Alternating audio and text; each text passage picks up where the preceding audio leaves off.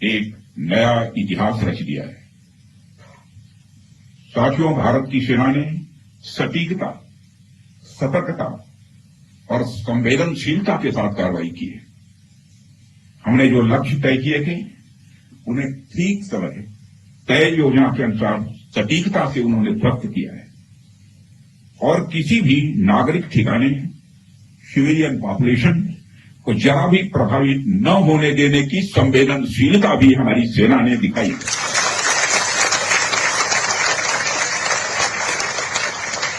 यानी एक तरीके से देखा जाए तो हम कह सकते हैं एक तरीके की सटीकता, सतर्कता और मानवीयता यह हमारी भारत की सेना के जवानों ने दिखाई है, जिसके लिए मैं हमारे सेना के जवानों और अधिकारियों को पूरे देश की ओर से मैं साधुवाद देता हूं और सेना को संपूर्ण संबल प्रदान करने के लिए अपने प्रधानमंत्री माननीय नरेंद्र मोदी जी को भी मैं साधुवाद देता हूं।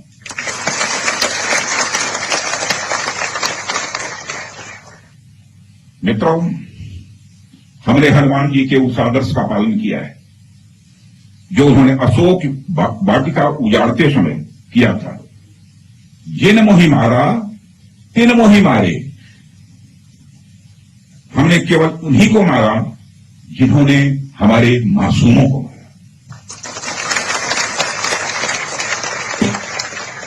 साथियों, प्रधानमंत्री श्री नरेंद्र मोदी के नेतृत्व में हमारी सेनाओं ने ऑपरेशन सिंदूर लॉन्च करके पहले की तरह ही इस बार भी आतंकियों को ट्रेनिंग देने वाले कैंप्स को तबाह करके करारा जवाब दिया है।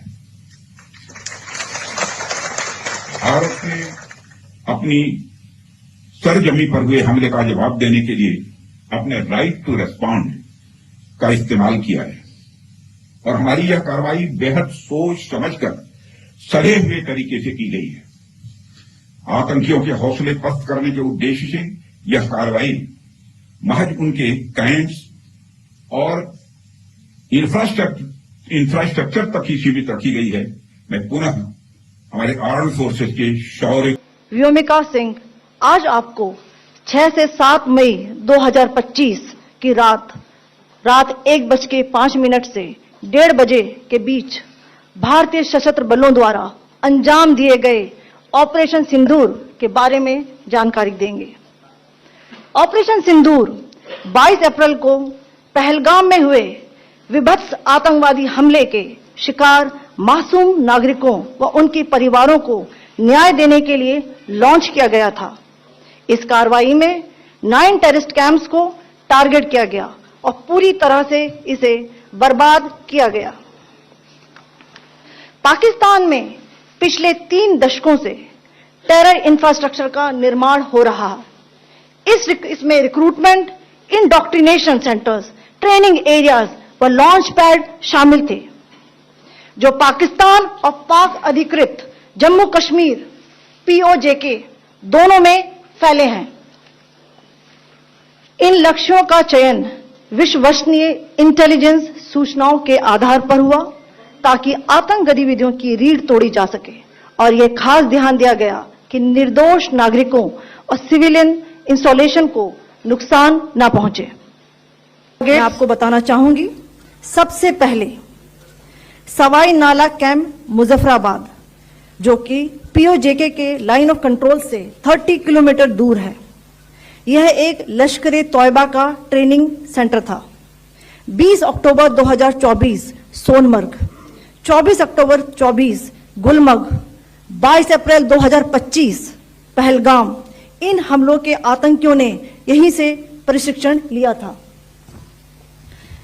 सैयदना बिलाल कैंप मुजफ्फराबाद, यह एक जैश-ए मोहम्मद का स्टेजिंग एरिया है। यह हथियार, विस्फोटक और जंगल सर्वाइवल ट्रेनिंग का केंद्र भी था। गुलपुर कैंप कोटली,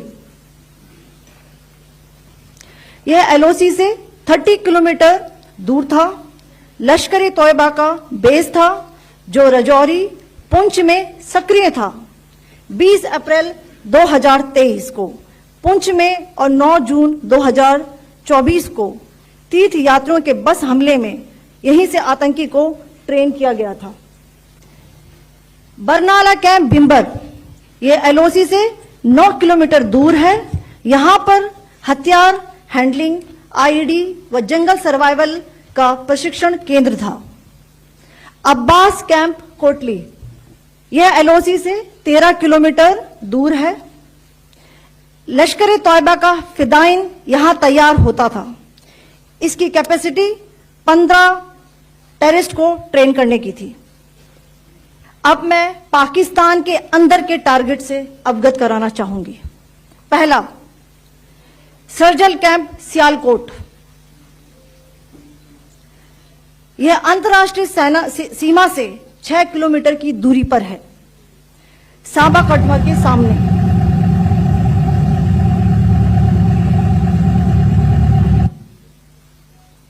मार्च 2025 में जम्मू एंड कश्मीर पुलिस के 4 जवानों को की जो हत्या की गई थी, उन आतंकवादियों को इसी जगह पर ट्रेन किया गया था। दूसरा, महमूना जाया कैंप सियालकोट, यह 18 से 12 किलोमीटर आईबी से दूर था। हिजबुल मुजाहिदीन का बहुत बड़ा कैंप था। यह कठुआ जम्मू क्षेत्र में आतंक फैलाने का नियंत्रण केंद्र था।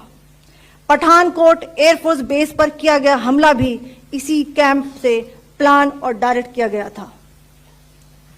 मरकज ताइबा मुरीद के, यह आईबी से 18 से 25 किलोमीटर दूरी पर है। 2008 के मुंबई हमले के आतंकी भी यहीं से प्रशिक्षित हुए थे।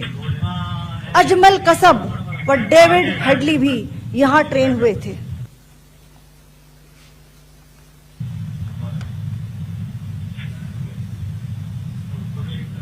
आगे दूसरा आया।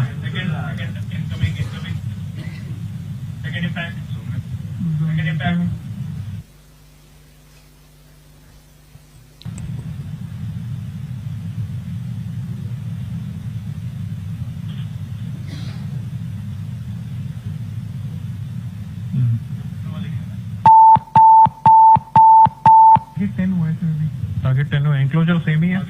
7 it is hit the target. हाँ हाँ।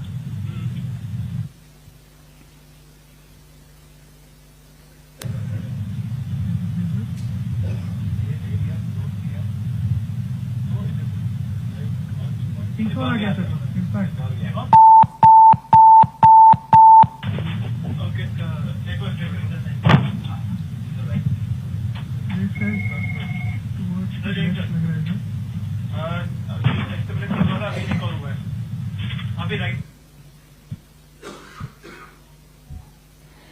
मरकज सुभान अल्लाह भावलपुर, यह इंटरनेशनल बाउंड्री से 100 किलोमीटर दूर है। जैश ए मोहम्मद का मुख्यालय था। यहां पर रिक्रूटमेंट, ट्रेनिंग व इंडॉक्ट्रिनेशन का केंद्र भी था।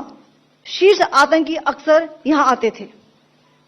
मैं आप सबको बताना चाहती हूं कि किसी भी सैन्य ठिकाने का निशाना नहीं बनाया गया और अभी तक